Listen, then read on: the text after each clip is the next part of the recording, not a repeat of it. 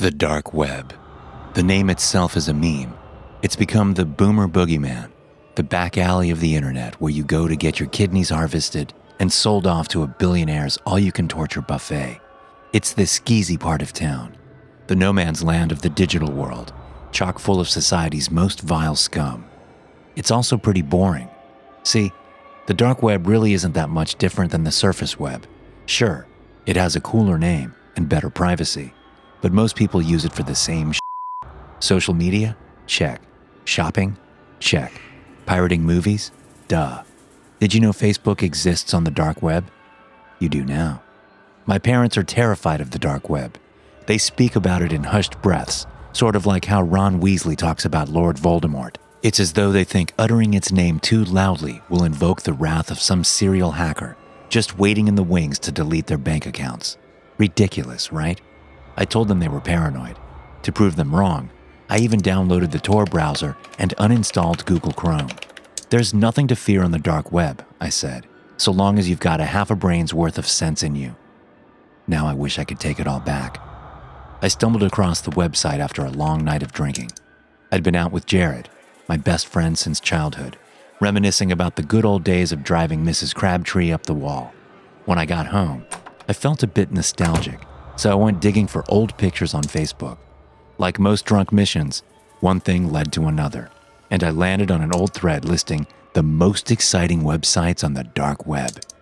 Most were fairly vanilla, some free textbooks here, a bit of hacked video games there. I scrolled down through the responses until I found one buried beneath the others.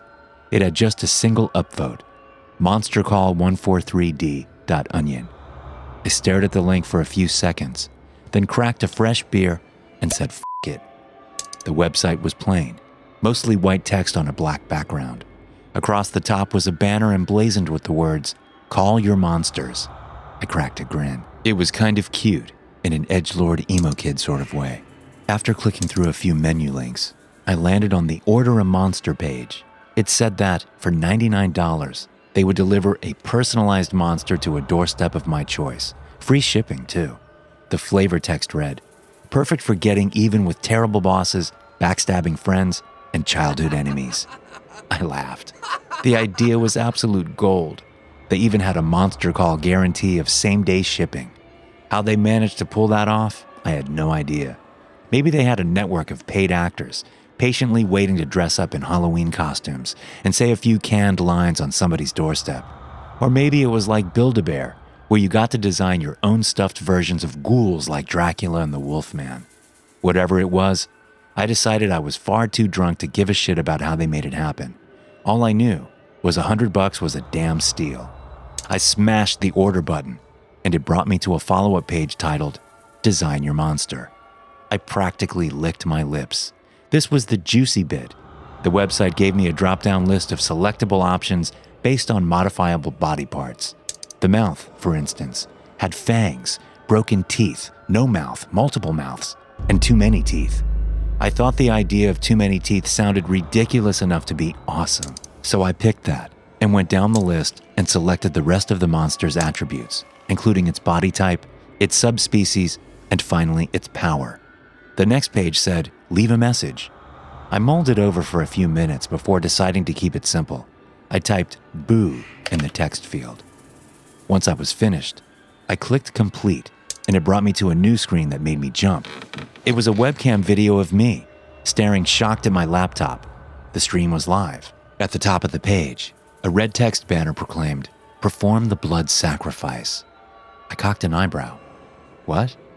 As if in answer to my confusion, a list of instructions faded into view on the bottom of the screen. Number 1, utter the name of your recipient. Number 2, pierce your skin. Number 3, consume your blood. I burst out laughing. This was too wild. Not only were they going to deliver a monster to somebody's doorstep, but they were going to include a goofy ritual video too. All right, I decided, I'm game.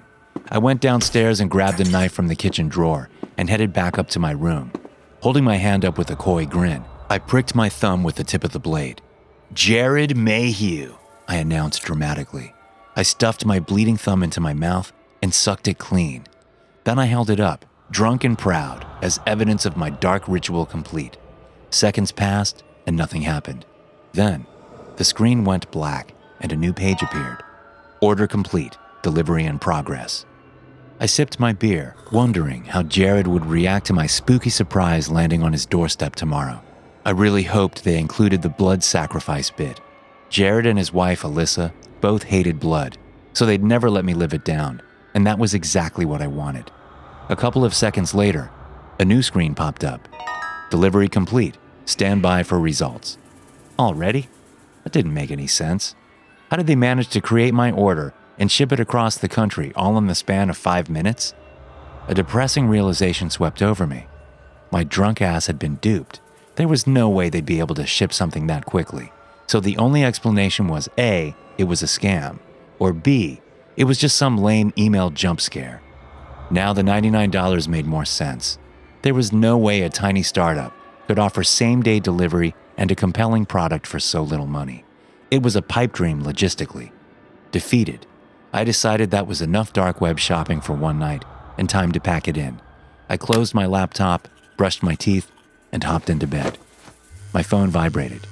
I stared at it, wondering who would be messaging me at this hour. Jared, maybe? He was just as drunk as I was, and probably high as a kite by now too. I picked it up and saw one new email from Monster Call. Odd. I never gave them my email address. Order delivered. Click here to view results. View results? I heaved a sigh. This was either a virus or some guarantee that Jared got a corny, spooky email. Still drunk, still making poor decisions. I clicked the link and it opened a video feed of Jared's house. I sat up, my tiredness vanishing in a tidal wave of what the fuck. The video was dimly lit, and the way it bobbed up and down looked like it was being recorded off of somebody's cell phone. Jared's small 2-bedroom home was there in all of its suburban glory.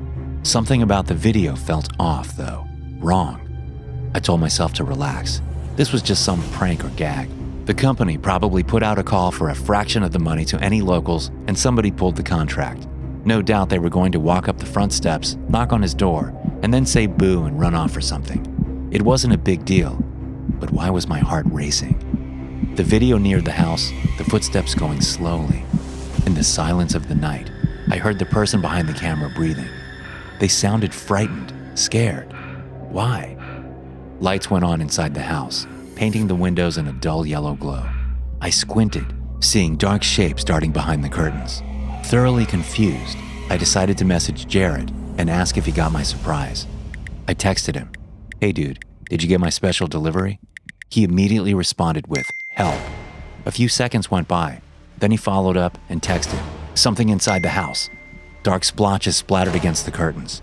A moment later, a woman's scream rang out and the window shattered. 2 hands reached out from behind the billowing curtains, gripping the side of the windowsill.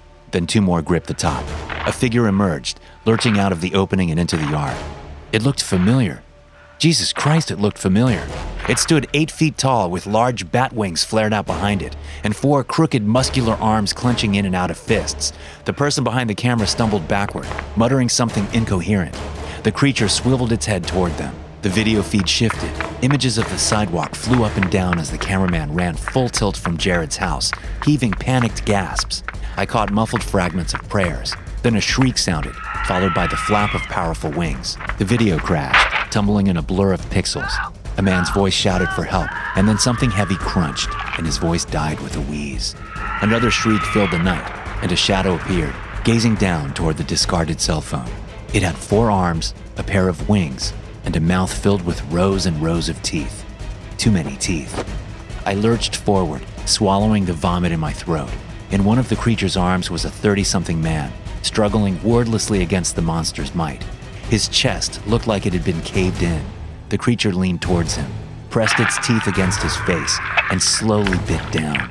The man's legs kicked and jolted as the beast's teeth began rotating like a blender, tearing his flesh from his skull. It dropped him there, convulsing and dying, then beat its great wings and took off into the sky.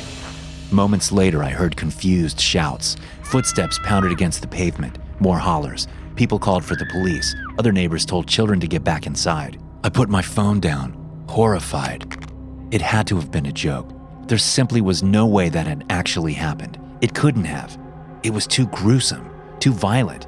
That was digital effects all the way. It had to be. They were great at those these days, weren't they? The next day I got a call from Jared's parents. His mother tried to talk, but she couldn't get past the tears. So she put Jared's father on the line. He explained that something terrible happened last night. My heart slammed in my chest. What happened? I asked. I told myself to relax, that there was nothing to worry about. Monsters didn't exist. I knew that. Terrence, he said quietly. this isn't easy to talk about, and it's harder to hear. But last night somebody broke into Jared and Alyssa's home. Police think it was sometime around 2 a.m. My jaw hung limp, my hand trembling as I held the phone to my ear. A terrible coincidence. That's all it was. A terrible, horrible coincidence. I don't know how to say this, he said. So I'm just going to come right out with it. He took a deep, shuddering breath, and when he spoke again, his voice was as fragile as glass. The intruder that broke in, he mutilated them. Mutilated? I said in a small voice. Oh my God, Jesus. Yes, I'm sorry to tell you all this, but you were you were his best friend, and I think it's better that you hear this from me than the newspaper. He paused, as though summoning the courage to say the next words. According to the police, the psychopath that broke in gnawed their faces off. Vomit rose in my stomach. I forced it down. Oh, Christ, I'm sorry. I'm so sorry. I ran a hand through my hair, gripping it forcefully and pulling on it, praying the pain would wake me from this nightmare. Please, Roger, let me handle the funeral preparations. You and Charlene should take this time to grieve. That's the thing, Roger said, his voice tremoring with emotion. There won't be a funeral. What? They're still alive, Terrence. That son of a bitch left them broken and bleeding to live with the torture he'd inflicted on them.